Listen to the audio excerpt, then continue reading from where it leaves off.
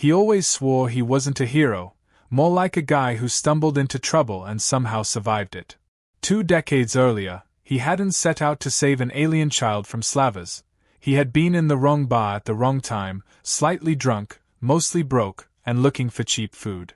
He remembered the chaos vividly: a shouting match over beer prices, a punch that landed on the wrong face, and then suddenly he was knee-deep in slavers who thought he was trying to start a fight for their prize. The prize turned out to be a scrawny alien girl, frightened, caged, and barely able to speak. He broke the lock not out of noble instinct but because he hated hearing her cry. To him, it was a messy night with bruises and regrets. To her people, it became the stuff of legend. The story spread across the stars, twisted by retelling. In their version, he was a fearless human warrior who faced 8 armed men with only his fists and stubborn defiance. They ignored the part where he ran into a wall, or where one of the slavers tripped on spilled soup. Aliens told each other the myth of the mighty human who declared war on slavers, wielding only courage and rage. He would laugh if he heard it, but 20 years later the myth grew thicker than truth. Meanwhile, he grew older, but not wiser. He drank too much coffee, cursed when machines broke, and avoided responsibility whenever possible. Humans, after all, weren't cut out to be galactic heroes. He preferred small things: tinkering with tools, arguing over sports, and complaining about neighbors who left trash out. He didn't realize aliens were whispering his name, carving his likeness into murals, imagining him as a savior who would one day return. That night in the bar haunted him not because he thought he was brave but because he knew he wasn't. He'd fought slavers like a man swatting at flies, scared and clumsy, and when he finally pulled the child free, he barely remembered what he said. Something like, "You're safe now, kid." To her people, those words became prophecy, the human promise of protection. He meant it as a casual comfort, they heard it as eternal vow. As years passed, he forgot about the girl. He figured she had gone on to live her life, grow up, and hopefully forget about the idiot who stumbled into her rescue. He never imagined she would carry the memory like a crown. His daily life was ordinary, full of spilled coffee, greasy hands, and sarcastic remarks. His friends called him lazy, he called it efficiency. Yet all across the galaxy, the legend grew: the human protector, the child savior, the one who defied slavers with bare hands. If someone had told him he was worshipped on alien worlds, he would have spit out his drink. If someone had told him the girl he saved would grow into a queen, he would have laughed and asked if she had better taste than that. To him, that night had been the closest he came to dying for nothing. To her, it was the night destiny began. He didn't know it yet, but the galaxy was preparing to collect on a debt he never agreed to. The act he thought was small, the accident of drunken courage, had been carved into history. For him, it was just another bad story to laugh about. For her, it was the foundation of love, loyalty, and a promise that would bring an entire royal court to his doorstep. And while he lived comfortably in his flawed, sarcastic, and human ways, destiny was sharpening its teeth, ready to twist every mundane flaw into legend. He wasn't expecting visitors, let alone a royal procession ducking outside a rusty human station that barely had working plumbing. He thought the alarms were another malfunction until the deck vibrated under the weight of ships far sleeker than anything human hands had put together. When armored guards marched in, their alien insignias gleaming like fire, he assumed they were here to arrest someone. Probably him. He muttered about overdue parking fines and considered sneaking out the back. Then she stepped forward. Not the scrawny child he once freed, but a towering figure, wrapped in ceremonial silk woven with metallic threads that glimmered with every step. Her crown curved like twin moons above her head, and her gaze pinned him with the same intensity he remembered from frightened eyes in a cage. Only now those eyes weren't fearful, they burned with recognition. She declared, in a voice trained by courts and echoing halls, that she had returned to fulfill the bond. He squinted, rubbed his ears, and asked if this was some kind of cosmic prank. The gods didn't laugh. The queen didn't waver. She spoke of ancient traditions, where saving a life bound 2 souls, where rescuing a child became a vow of eternal partnership. He nearly choked on his own spit. Partnership? He thought he'd just broken a lock. She thought he had written himself into her destiny. The absurdity wasn't lost on him. He was a man who couldn't keep plants alive, and now he was apparently promised to a monarch whose empire stretched over star systems. His friends had joked he'd never settle down. Turns out, he was already married, at least in alien cultural paperwork. He tried to protest, pointing out his flaws like a salesman explaining why the product was defective. Bad habits, questionable hygiene, a fondness for greasy food. She countered every objection with regal composure, twisting his flaws into virtues. His stubbornness was proof of courage, his sarcasm a sign of wit, his failures a reminder of humility. He called himself a disaster, she called him destiny. Crowds gathered as word spread across the station. Humans leaned against railings, smirking, whispering jokes about him finally being taken. Double entendres filled the air, crude comments about interspecies romance, suggestions about royal duties he'd have to fulfill. The Queen, unbothered, responded to each sly remark with grace, or sometimes, with an alien misunderstanding that made the jokes funnier. When someone suggested he'd better have stamina, she tilted her head and asked if this referred to political endurance, leaving the entire ducking bay wheezing with laughter. He wanted to melt into the floor. Despite the comedy of errors, a strange warmth stirred in him. The child he once saved had grown into someone powerful, intelligent, and oddly sincere. She wasn't here just to bind him by law or tradition, she was here because she remembered his kindness, because in a galaxy full of cruelty, one human had reached into the dark and pulled her out. He saw it in her eyes. Behind the crown, behind the declarations, she still carried that night like a heartbeat. She extended her hand, robotic jewelry gleaming along her wrist, a symbol of both strength and vulnerability. He hesitated, muttering something about not knowing the right handshake. But when he touched her hand, the station erupted in cheers. To the humans, it was free entertainment. To the aliens, it was sacred ritual. To him, it was a bad joke spiraling out of control. Yet somewhere between laughter, embarrassment, and disbelief, he felt a strange pull. Maybe destiny wasn't just a word in her language. Maybe saving her hadn't been an accident after all. That night, when the noise settled, he found himself staring at the ceiling, unable to sleep. The Queen was real, the bond was real, and apparently, so was the future she demanded they share. He groaned, covered his face, and muttered, "I just wanted a drink that night." But the universe had other plans, and for once, he wasn't sure he hated them. The following days were chaos, though not the kind he was used to. He had always dealt with chaos in the form of broken machinery, overdue bills, and arguments with his landlord about water pressure. Now chaos looked like alien soldiers camping in the station halls, advisors buzzing with plans, and diplomats whispering about the Union. He tried to hide behind crates and shuffle away unnoticed, but everywhere he turned there were eyes on him, human workers grinning, aliens bowing, even children pointing and giggling as though he were part of a circus act. The Queen didn't help either. She had the habit of introducing him as her bondmate with all the seriousness of a royal decree, which made his face turn red and the bystanders' smirks grow wider. One evening, he was cornered by a delegation of alien elders who insisted on evaluating his worthiness. They asked about his skills, and he stammered through answers, fixing things, telling bad jokes, cooking occasionally but only with ingredients that didn't try to bite back. They nodded as if he were revealing deep virtues, scribbling notes like he'd just confessed to being a prophet. When asked about bedchamber stamina, he nearly fainted.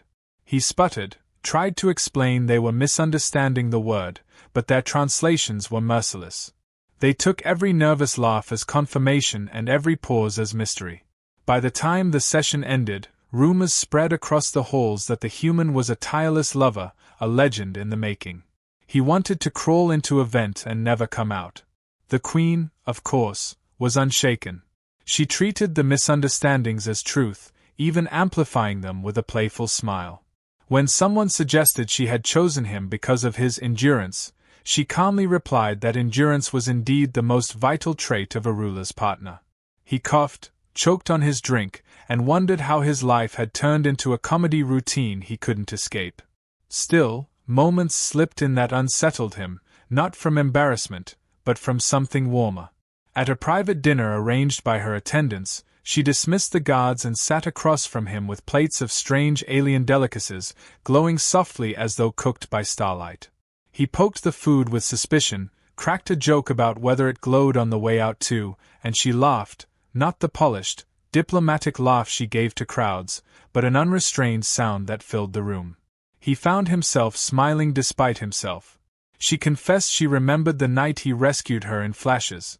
His clumsy courage, his refusal to walk away, the way he said, "Kid, you're safe now," even though he was bleeding. To her, those words had been carved into memory like scripture. To him, it had just been instinct, an act of human decency. Hearing her say it now twisted his chest in ways no translator could explain. Of course, the station refused to let sincerity last. The next morning, human mechanics decorated the docking bay with crude banners congratulating him on bagging a queen, complete with drawings that were better left unseen. The aliens took the slogans literally, praising the humans for honoring fertility. He tried ripping the banners down, but the queen only tilted her head and said she found the imagery vigorous. His soul left his body. The misunderstandings didn't stop there.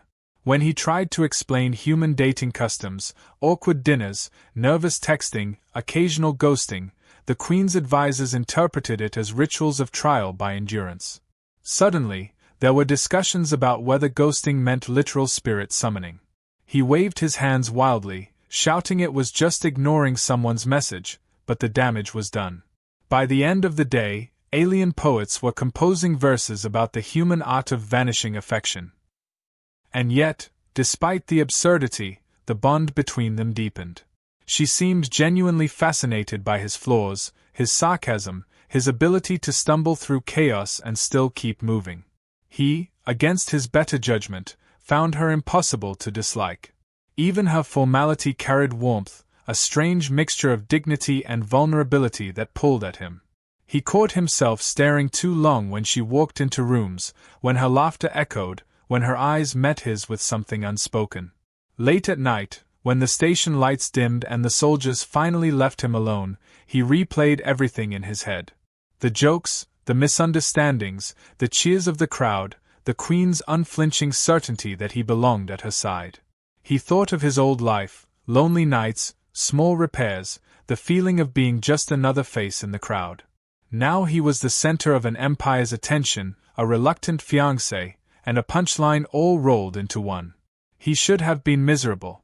Instead, he felt alive. He didn't know if it was love, destiny, or just cosmic absurdity, but for the first time in years, he didn't feel like he was drifting. He felt chosen. Still, he groaned into his pillow, muttering that he had no idea how to survive another day of this circus. The universe had given him a crown by accident, and somehow, the joke was still on him. The ceremony was supposed to be simple, at least according to the Queen's advisors. A bonding ritual, a symbolic gesture of unity, and then a formal announcement that the human and the Queen were linked for life. But nothing about his life had ever been simple, and certainly not now. He stood in the middle of a vast hall carved from crystal and metal, every surface reflecting the light of alien suns, while thousands of eyes stared at him like he was a prize animal.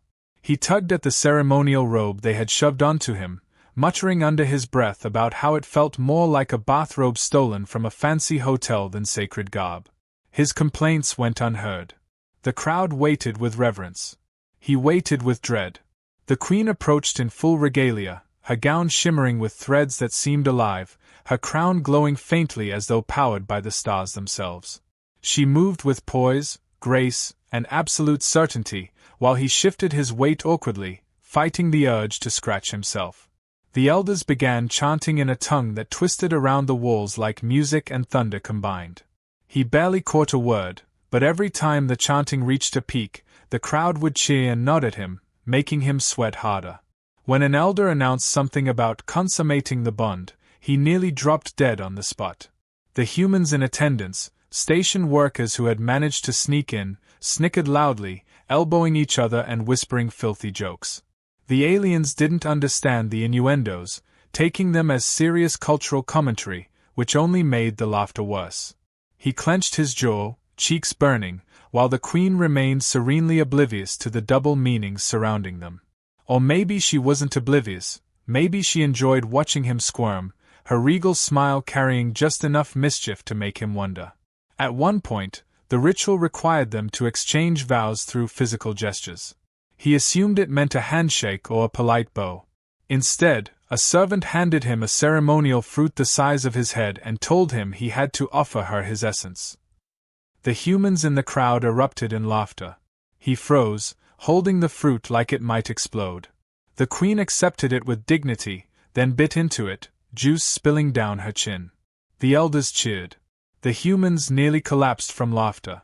He wanted the floor to open up and swallow him whole. Despite the comedy of errors, something shifted as the ceremony continued. The Queen's eyes never left his, and there was no hesitation in her gaze. Every time he stumbled, she steadied him. Every time he made a nervous joke, she smiled as if it were wisdom. The crowd saw tradition being honored, but he saw something deeper. She wasn't here out of obligation. She had chosen this, chosen him, even knowing what a mess he was. That realization hit him harder than all the laughter and misunderstandings combined. The final part of the ritual was a symbolic step forward together. They stood side by side before the massive hall, hands clasped, while the elder commanded them to walk in unison. It should have been easy. It wasn't. His foot caught on the hem of his robe, he stumbled, and nearly dragged her down with him. Gasps echoed across the hall. For a split second, he thought he had ruined everything. But the Queen laughed, clear, genuine, unshaken. She tightened her grip on his hand, pulled him upright, and together they took another step. The crowd erupted in cheers, the aliens chanting praises, the humans howling with amusement. The symbolic moment had turned into slapstick, but somehow, it worked. Later that night, when the hall was empty and the noise faded, he found himself alone with her. She removed the crown, set aside the regalia, and for the first time, looked less like a queen and more like the girl he had once freed. She thanked him, not just for saving her life years ago, but for enduring every awkward moment, every misunderstanding, every laugh at his expense. He shrugged it off with a joke, muttering that he was just a man trying not to trip in front of an empire. But her hand lingered on his, her eyes soft, and he felt something shift inside him. He had always thought of himself as ordinary, a background character in the universe's grand stage. Yet here he was, standing at the center of an empire's history, bound to a queen who saw him not as ordinary but as essential. The absurdity didn't vanish. He still dreaded the crude jokes, the endless cultural confusion, the impossible expectations, but beneath it all, he felt a strange peace. Maybe love really did hurt, just not the way he expected. Maybe destiny had a sense of humor. As he lay in his bunk that night, listening to the hum of alien engines outside, he couldn't help but laugh quietly to himself. He'd gone from saving a scared little girl in a cage to being shackled, in the most ridiculous way possible, to a queen. And for once, the joke didn't feel entirely on him. It felt like the start of something, messy, hilarious, terrifying, and maybe, just maybe, exactly what he needed.